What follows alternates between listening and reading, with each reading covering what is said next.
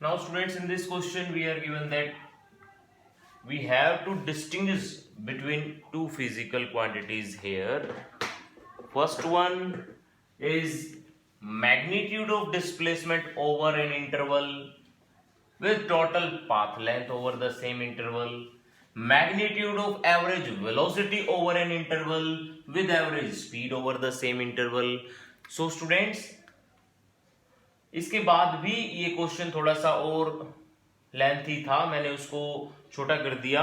इसके बाद के क्वेश्चन में ये गिवन था कि आपको इनमें से दोनों पार्ट्स के अंदर ये प्रूव करना है कि ये ना टोटल पाथ लेंथ मतलब second quantity is either greater than और इक्वल टू फर्स्ट क्वांटिटी। दोनों ही केस में second quantity is either greater than equal to first quantity. एक और चीज गिवन थी, वो थी कि आपको ओनली वन डायमेंशन मोशन को ही प्रेफर करके ये चीजें निकालनी है। ओके, सो कंसीडर करते हैं अपनी मनमर्जी से कोई भी एक वन डायमेंशन मोशन की।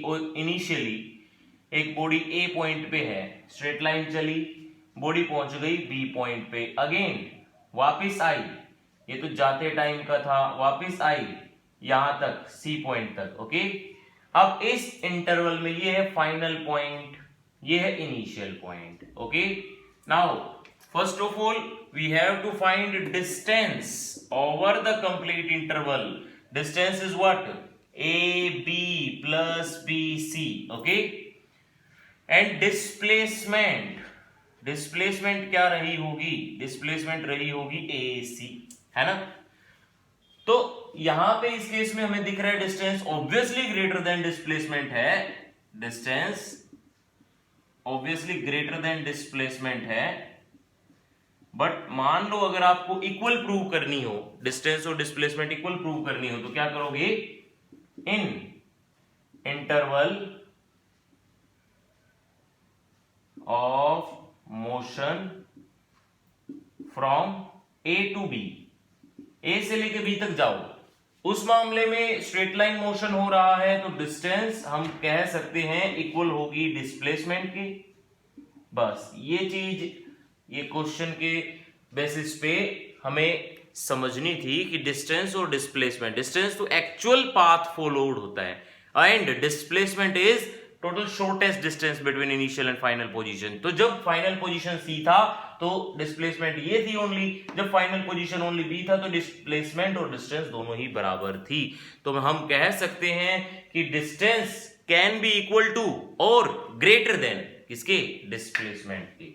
इन पार्ट बी सेम केस, अगर मैं फ्रॉम ए टू सी मानूं और फ्रॉम ए टू बी मानूं, तो जब मैं एवरेज स्पीड निकाल रहा हूं फ्रॉम ए टू सी, तो क्या निकलेगा? Total distance means A B plus B C divided by total time. Similarly जब मैं एवरेज वेलोसिटी निकाल रहा हूं, इस केस में मेरे को सिर्फ A C divided by total time लिखना पड़ेगा। And as we know A B plus B C is greater than A C, तो हम कह सकते हैं यहां पे इस केस में क्या है, क्या हो रहा है? ये जो स्पीड है वो ग्रेटर देन आई किसके? वेलोसिटी के। वेलोसिटी में मैंने वेक्टर का साइन लगा दिया, इनको डिफरेंस दिखाने के लिए इनके बीच का। From A to B, A से लेके बी तक जाने में जैसा कि हमें पता है डिस्टेंस और डिस्प्लेसमेंट दोनों बराबर आई, इसलिए स्पीड भी यही होगी और वेलोसिटी भी यही होगी।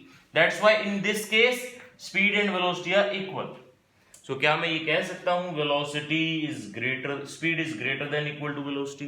बस यही दो चीज, दोनों सिचुएशन में आपको यही चीज प्रूव करनी थी कि जो सेकंड फिजिकल क्वांटिटी है वो either greater than equal to first physical quantity होनी जरूरी है। इन केस ऑफ ये कंसीडर करके, always one dimension motion consider करके, ये गिवन था क्वेश्चन के अंदर, मैंने लिखा नहीं क्योंकि बहुत लेंथी हो जाता क्वेश्चन फिर। Okay students, this is all about question number 13.